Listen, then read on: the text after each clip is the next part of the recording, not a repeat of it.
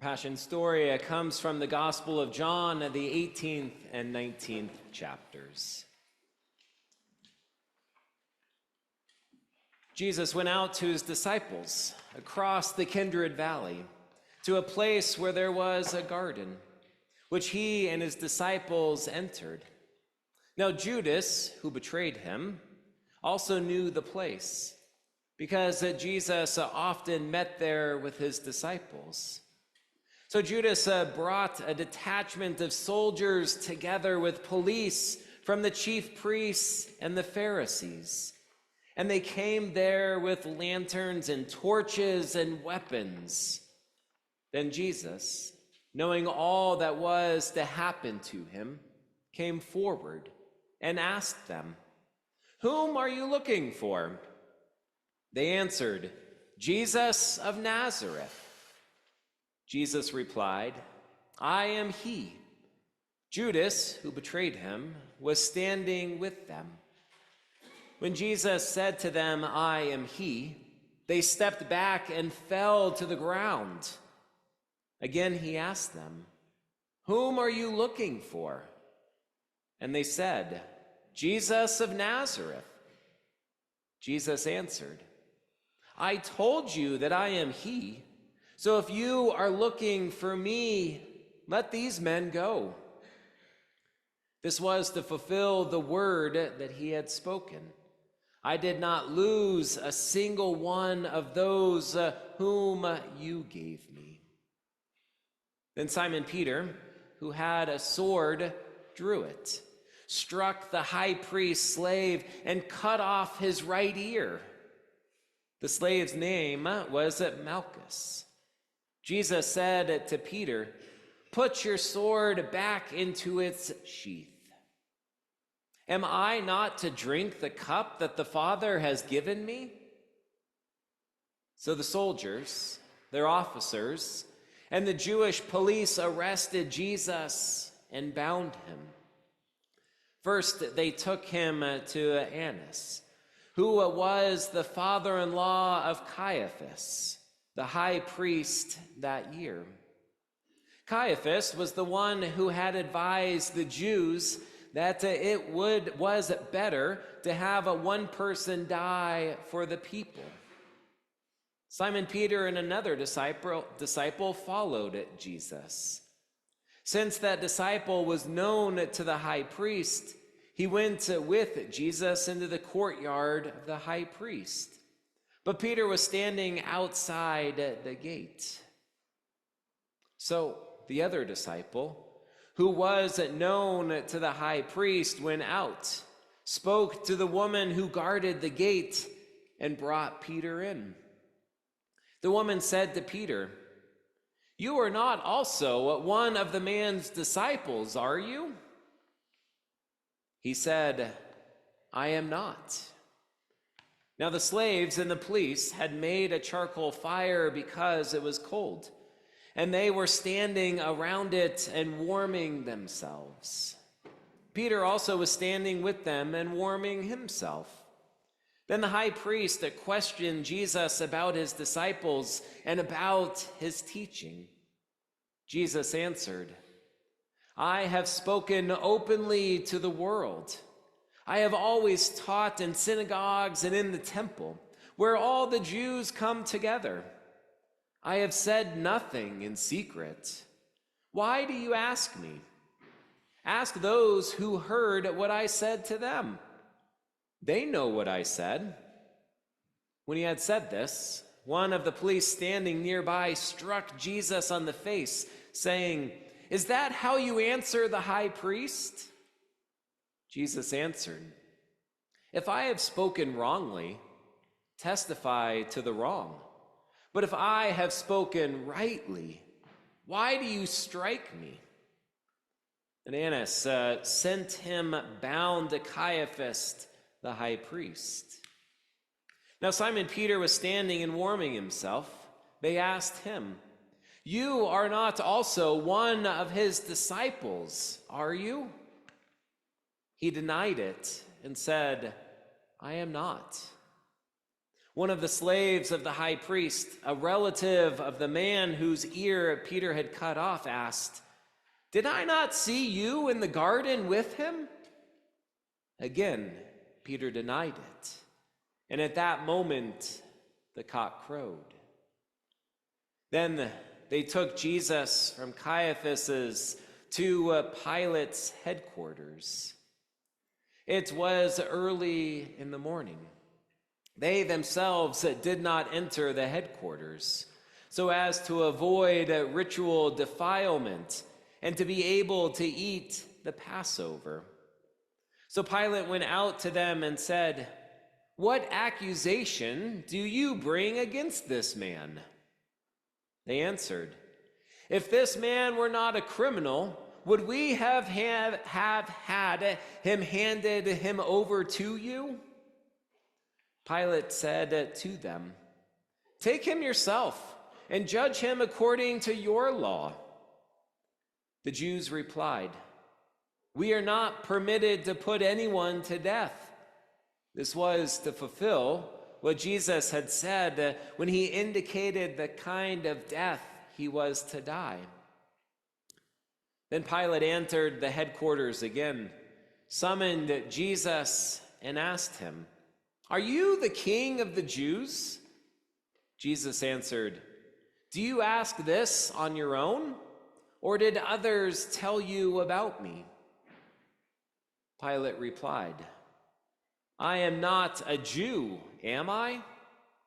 Your own nation and the chief priests have handed you over to me. What have you done?"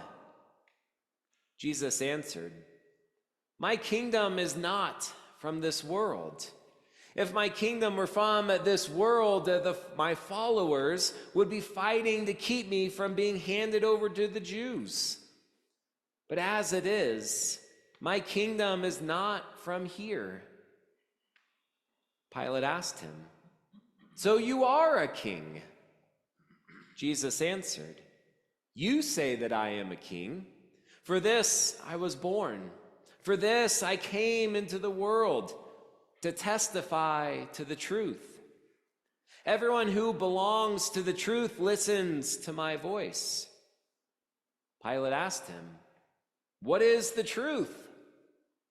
After he had said this, he went out to the Jews again and told them, "I find no case against him, but you have a custom that I release someone for you at Passover. Do you want me to release for you the king of the Jews?" They shouted in reply, "Not this man, but Barabbas." Now Barabbas was a bandit. Then Pilate took Jesus and had him flogged. And the soldiers wove a crown of thorns and put it on his head, and they dressed him in a purple robe. They kept coming up to him saying, "Hail, King of the Jews!" and striking him on the face.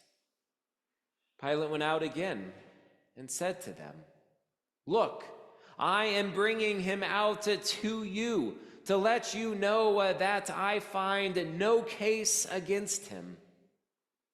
So Jesus came out, wearing the crown of thorns and the purple robe. Pilate said to them, "Here is the man." When the chief priests and the police saw him, they shouted, "Crucify him! Crucify him!" Pilate said to them, "Take him yourselves and crucify him. I find no case against him." The Jews answered him, "We have a law, and according to that law, he ought to die, because he has claimed to be the Son of God." Now when Pilate heard this, he was more afraid than ever. He entered his headquarters again and asked Jesus, "Where are you from?" But Jesus gave him no answer. Pilate therefore said to him, "Do you refuse to speak to me? Do you not know that I have power to release you and power to crucify you?" Jesus answered him, You would have no power over me unless it had been given to you from above. Therefore, the one who handed me over to you is guilty of a greater sin." From then on, Pilate tried to release him, but the Jews cried out, "If you release this man, you are no friend of the emperor. Everyone who claims to be a king sets himself against the emperor." When Pilate heard these words, he brought Jesus outside and sat on the judge's bench at a place called the Stone Pavement, or in Hebrew, Gabbatha. Now it was the day of preparation for the Passover, and it was about noon. He said to the Jews, "Here is your king." They cried out, "Away with him! Away with him! Crucify him!" Pilate asked them, "Shall I crucify your king?" The chief priests answered, "We have no king but the emperor." Then he handed him over to them to be crucified. So they took Jesus, and carrying the cross by himself, he went out to what is called the place of the skull, which in Hebrew is called Golgotha. Then they crucified him, and with him 2 others, one on either side, with Jesus between them. Pilate also had an inscription written and put on the cross. It read, "Jesus of Nazareth, the King of the Jews." Many of the Jews read this inscription because the place where Jesus was crucified was near the city, and it was written in Hebrew, in Latin, and in Greek. Then the chief priests of the Jews said to Pilate, "Do not write the King of the Jews, but this man said, 'I am the King of the Jews.'" Pilate answered, "What I have written, I have written." When the soldiers had crucified Jesus, they took his clothes and divided them into 4 parts, one for each soldier. They also took his tunic. Now the tunic was seamless, woven in one piece from the top. So they said to one another, "Let us not tear it, but cast lots for it to see who will get it." This was to fulfill what the scripture says. "They divided my clothes among themselves, and for my clothing they cast lots." And that is what the soldiers did. Meanwhile, standing near the cross of Jesus were his mother and his mother's sister, Mary, the wife of Clopas, and Mary Magdalene. When Jesus saw his mother and the disciple whom he loved standing beside her, he said to his mother, "Woman, here is your son." Then he said to the disciple, "Here is your mother." And from that hour, the disciple took her into his own home. After this, when Jesus knew that all was now finished, he said, in order to fulfill the scripture, "I am thirsty." A jar full of sour wine was standing there. So they put a sponge full of the wine on a branch of hyssop and held it up to his mouth. When Jesus had received the wine, he said, "It is finished." Then he bowed his head and gave up his spirit. Since it was the day of preparation, the Jews did not want the bodies left on the cross during the Sabbath, especially because that Sabbath was a day of great solemnity. So they asked Pilate to have the legs of the crucified men broken and the bodies removed. Then the soldiers came and broke the legs of the first and of the other who had been crucified with him. But when they came to Jesus and saw that he was already dead, They did not break his legs. Instead, one of the soldiers pierced his side with a spear, and at once blood and water came out.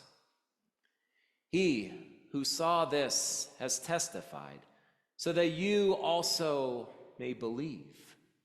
His testimony is true, and he knows that he tells the truth.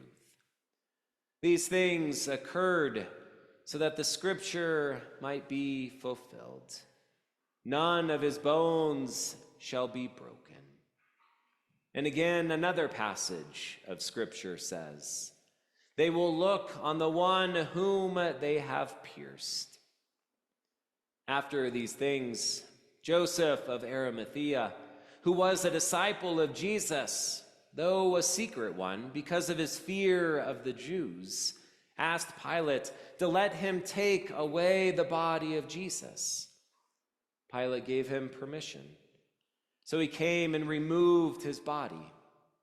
Nicodemus, who had at first come to Jesus by night, also came, bringing a mixture of myrrh and aloes, weighing about 100 pounds.